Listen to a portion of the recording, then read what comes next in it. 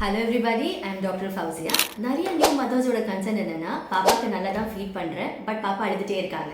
So பாப்பாக்கு பால் பத்தல, பாப்பாக்கு பால் பத்துச்சா பால் பத்தலையா இது தெரிஞ்சுக்க உங்களுக்கு 3 இம்பார்ட்டன்ட் அறிகுறிகள் இருக்குது.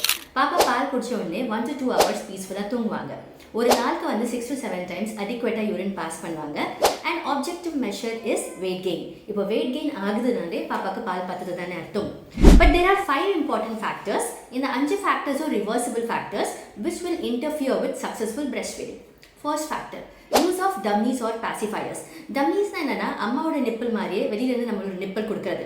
ஏதோ ஒரு வாயில் வச்சு சப்பிட்டே இருக்காங்க. நிப்பிளாக கொடுங்க இல்லைனா வந்து பாட்டிலாக கூட கொடுங்க. இப்படி கொடுக்கும் போது என்ன ஆகும்னா பாப்பாக்கு ஒரு கன்ஃபியூஷன் ஏற்படும் and that is called as nipple confusion.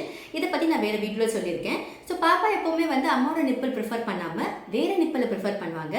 அதனால சக்ஸஸ்ஃபுல் breast feeding இன்டர்ஃபியர் ஆகும்.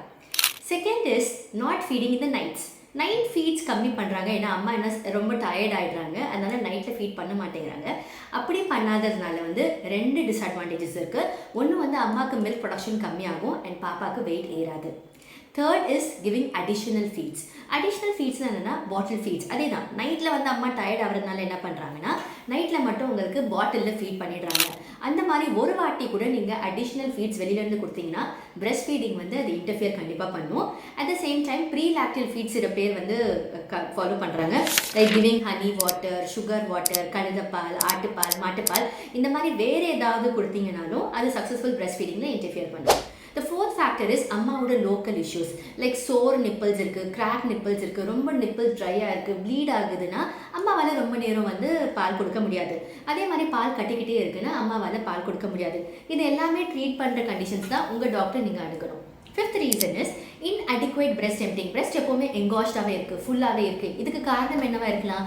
குழந்தை ரொம்ப சின்னதாக இருக்கலாம், குழந்தை சிக்காக இருக்கலாம், ப்ராப்பராக வந்து பால் குடிக்காமல் இருக்கலாம், அம்மா ஃப்ரீக்வெண்ட்டாக ஃபீட் பண்ணாமல் இருக்கலாம், நைட் ஃபீட்ஸ் பண்ணாமல் இருக்கலாம். ஸோ இந்த மாதிரி இருக்கும் போது வந்து பால் காலி ஆகுதுன்னா திரும்ப பால் வந்து ப்ரொடியூஸ் ஆகாது, கலெக்ட் ஆகாது. So emptying should be adequately done by feeding the baby. So இந்த 5 ஃபேக்டர்ஸ் இது மேலே நம்ம கவனம் செலுத்தணும்னா நம்ம சக்ஸஸ்ஃபுல்லாக நம்ம பாப்பாவை 6 months வரைக்கும் ஃபீட் பண்ணலாம். நம்ம ஃபீடிங் 2 years வரைக்கும் கண்டினியூ பண்ணலாம். Take care of yourself and everyone. Thank you.